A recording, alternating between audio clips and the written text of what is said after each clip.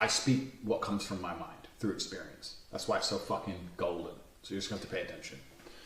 Motivators. There's only two, in fact, three genuine motivators that are going to allow someone to refer you. Because that's all networking is. It's referrals. If you meet someone for the first time, we've just explained, you have to pay for it, you have to introduce yourself, don't waste the person's time, make sure you stroke their ego with your questions, validate yourself while also allowing them to validate themselves so they're happy being the dominant person, being Mr. Important. Those are the key things. Most networking is going to come from referrals. Someone is going to recommend you. So look at me here. You know who I am. I have access to the president's son. Why do I not recommend you to the president's son? Well, the reason for that is, one, because I'm putting my reputation on the line. And two, the other three motivators have not been fulfilled. So there's three motivators. I'm only going to recommend you to somebody else, the president's son or anyone, for A, money, B, because I really like you, or C, because it raises my status.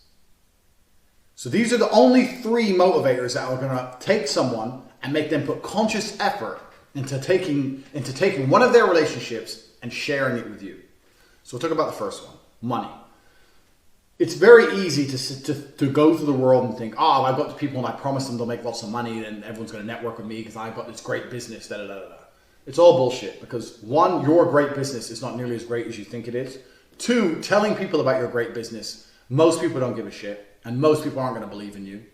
I mean, the thing is about businesses, none of them are really that sexy. Starbucks is a coffee shop. If you were to walk around and say, oh, I'm going to start this coffee shop, people would be like, oh, whatever. Now it's successful. It's a successful business. But before it started, if you were walking around trying to pitch it to people, try to network, and we're going to have this coffee shop, we're going to sell carrot cake, no one's going to give a fuck. No one's going to be interested. So business ideas are really not that sexy to talk about. Even though you think they are, they're not. And the ones that are usually complicated and different, and you got to have someone's attention, and they have to trust you and know who you are as a person to really take you seriously.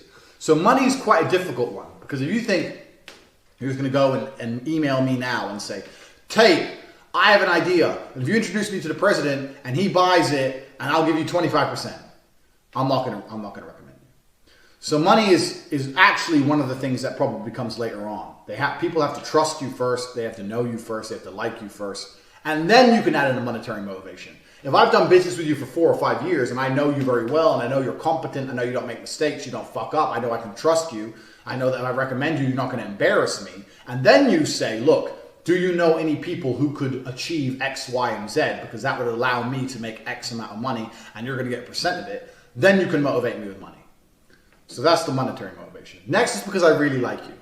This can happen. You can be liked by important people. And if you're liked by important people, you're going to be invited places by important people. And you'll be introduced to other important people. Being liked is a skill within itself. I've just basically explained to you how to be liked by important people. It is as simple as that. You validate yourself while allowing them to talk about themselves. Because important people love themselves. Because important people have spent a lot of time and energy and effort in building themselves. Unless you're born important, which a few are, morons. In general, important people have put in a lot of work to becoming themselves. And even if they haven't put in a lot of work, they think they have. Look at fucking Pitbull, the worst singer in the world. A loser, basically. But if you were to ask him how he got there, how did you become a famous recording artist? Do you think he'd say luck, or would he say, oh, I just really worked at it? People believe they work hard.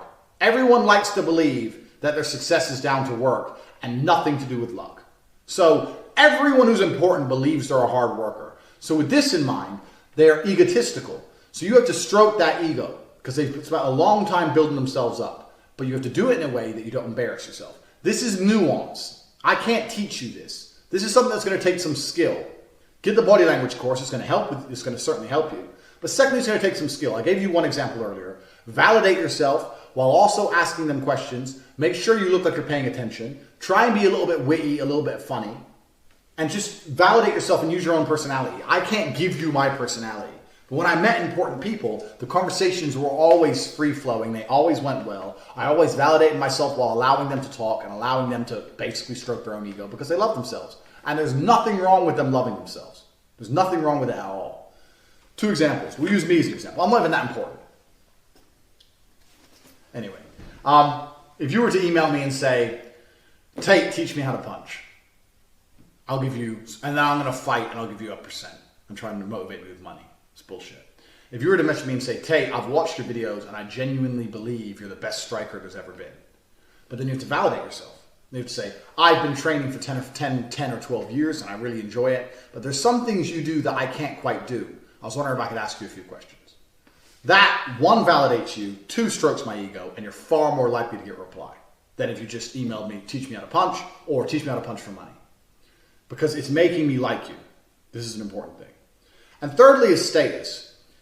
If in certain situations, especially if you're a cool enough dude, as I am, people who may have high-level connections will feel more comfortable or feel like it's going to raise their status if they introduce you to their connections. And this is going to happen as you elevate. This is not going to happen at the bottom, but as you elevate, this is going to happen. So with me, for example, I speak